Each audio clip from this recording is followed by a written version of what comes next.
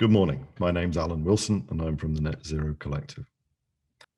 The presentation I'm going to provide you with today hopefully will provide you with the background into why NetZero Collective has been formed, our two key aims that we seek to address, and hopefully provide you with insight that will motivate you into doing what I would suggest is the most important thing that we can do now. So let me share. NetZero Collective, a little bit more than 18 months in the idea, and has moved on quite a way. As an organization, we're focusing on how we can do the best that we can do in terms of the climate, but also the economy, particularly important at this time. The collective is made up of a number of organizations. We have social landlords, both housing associations and local authorities, all united in the fact that they want to understand what they can do to fulfill their responsibility to reduce carbon emissions from their stock. Critically, we're also supported by Southampton University, who are leading the way on both the methodology and the research element for the work that's actually being undertaken. And that is led by Professor Abu Bakr, who heads up the Faculty of Change, Climate Change, Buildings and Energy for Southampton University. We also have Inquiring Minds, which is a boutique organization that does some incredible things with data sets and particularly around interconnected cities.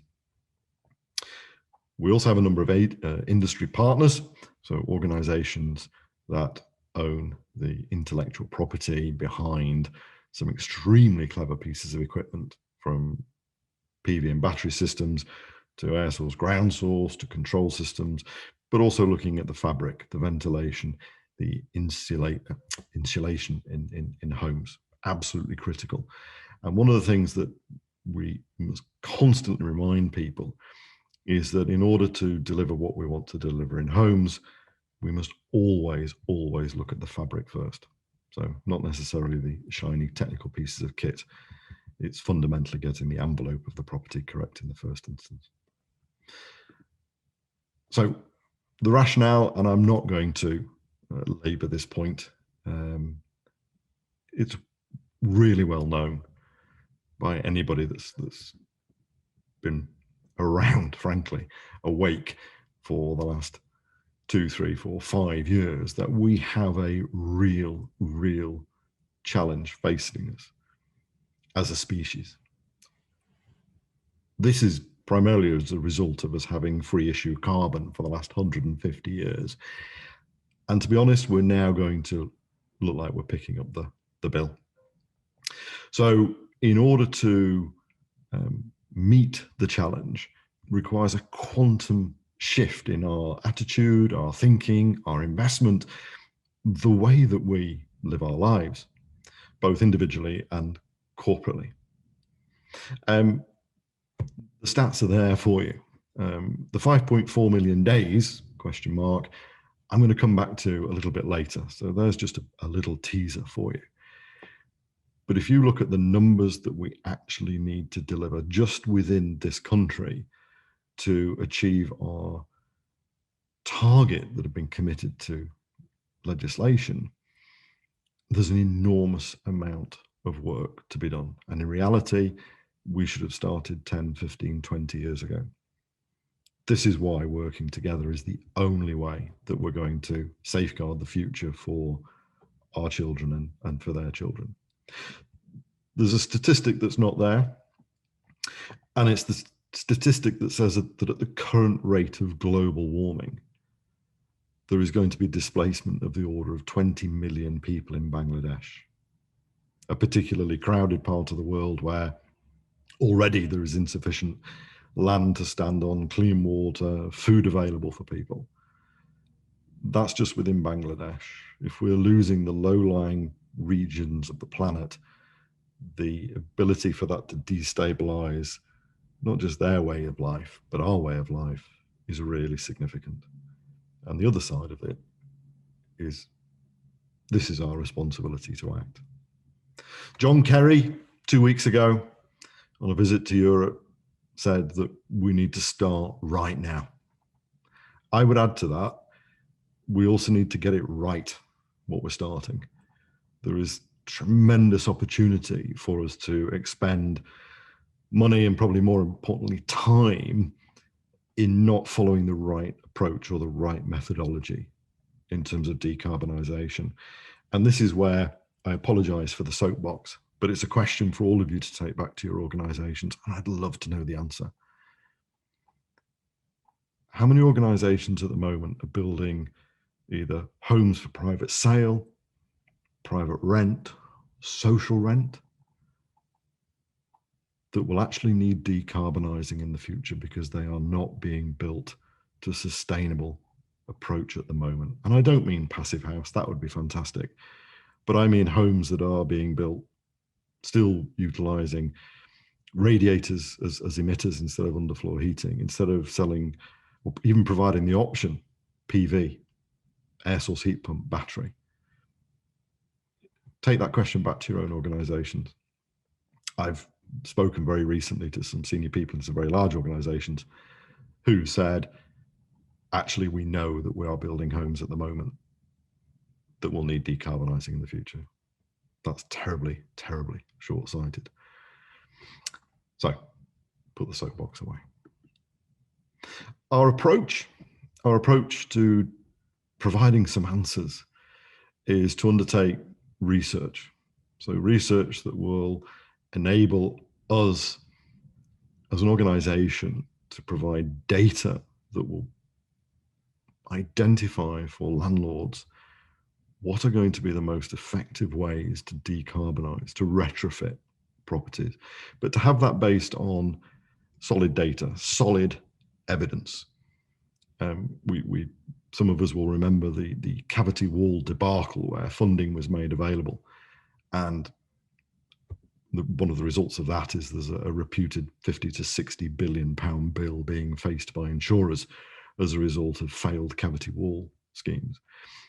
We're aware that the cost of average cost, which is prone to error in itself, but the average cost in the UK is circa £20,000 per property. That is an enormous sum. One of the members of the collective is looking at their potential £1 billion investment that they will need to make in their stock over the next 30 years. So we're talking about significant amount of money. And this is where I reflect back to, we've had free issue carbon for 150 years, and we're going to be facing significant investment in writing that. So let's get on to the important bit. NetZero Collective has two aims. The very first is to determine what is the most effective way to decarbonise domestic properties. So understanding the route map. We know that we're going to be looking at the envelope of the building first, making sure that the insulation and the ventilation makes it as an efficient as possible space to heat. Critically, we have to also be aware that if you create extremely well insulated properties, that there is an increased risk of causing condensation and damp.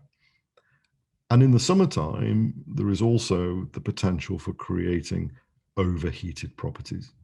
So this is looking at the performance of the property throughout the year, throughout the heating season, and identifying what combination of technologies would deliver us a property that, at the very best, would produce energy that that property could contribute to the grid, could sell.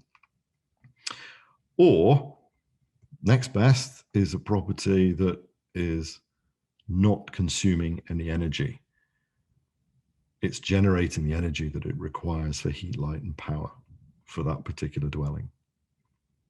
So that's the very first, is to understand which technologies will deliver that. And also, with a nod to Volkswagen and potentially Mercedes, making sure that the claims that are made by manufacturers are actually bona fide claims. But it's not just the manufacturers. One of the other key issues that we've got is that in a study by Southampton University, that they identified that one particular heat pump, on average in Germany, was delivering a coefficient of 3.3.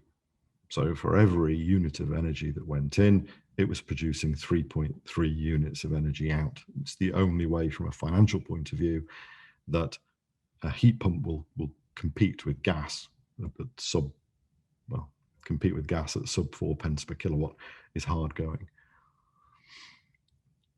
In the UK, on average, the same heat pump was delivering a coefficient of performance of just 2, the same heat pump. The issue being the quality of the installation. And this leads on to the second aim that the collective has. And that is that we want to determine the most effective way, how, that those retrofit technologies can actually be delivered, but in a local, scalable manner that will drive long-term economic activity for communities. In this post-COVID world, the likelihood is we're going to see displacement of people from jobs in one sector. Now, looking at the numbers of people that we're going to need to deliver retrofit programs, this is a fantastic opportunity for us, and as a sector that's largely based on social value, a real opportunity for us to take investment in delivering decarbonisation and creating real, meaningful careers, pathways to employment. And as with all these things, this is something that's been going on somewhere else for a good while.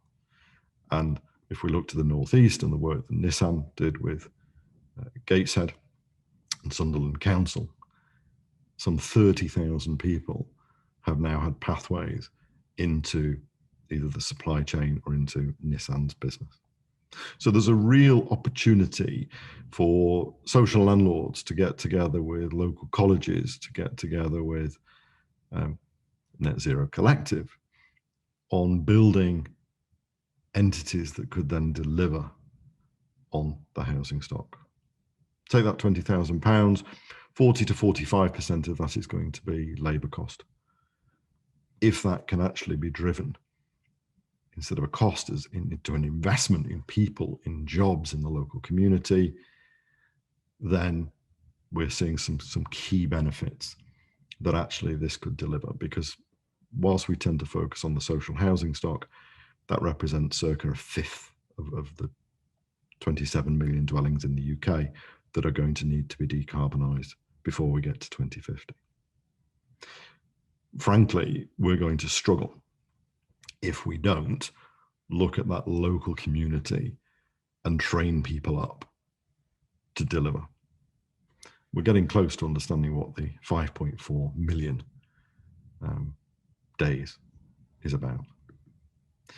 So our approach has been within the collective for organisations to contribute properties. Those properties have then been surveyed in detail, looking at the fabric of the property, looking at the method of construction, looking at the energy that it consumes. As a collective, we install monitoring equipment that tells us about energy consumption, it tells us about temperature, and it tells us about the humidity within the property. All of that data then goes to create for us, for Southampton University, a specification in that property. What needs to be done to that property in order to deliver, at best, a net zero? So it's generating the energy that's actually going to be required. That's obviously a tremendous benefit, both for the environment, but also for the resident. If we can also identify ways for the landlord, the asset owner, to drive revenue from that, so much the better. What then happens is those interventions are installed within the property, and then Southampton University monitor the impact. So have those interventions actually subsequently delivered the predicted reduction in carbon? Has it delivered the level of comfort, and has it delivered the level of cost? Absolutely critical that we prove that technology. If we can prove the methodology, then that will enable us to have a model that would prescribe at scale what asset owners need to do with their property portfolios a good indication of cost.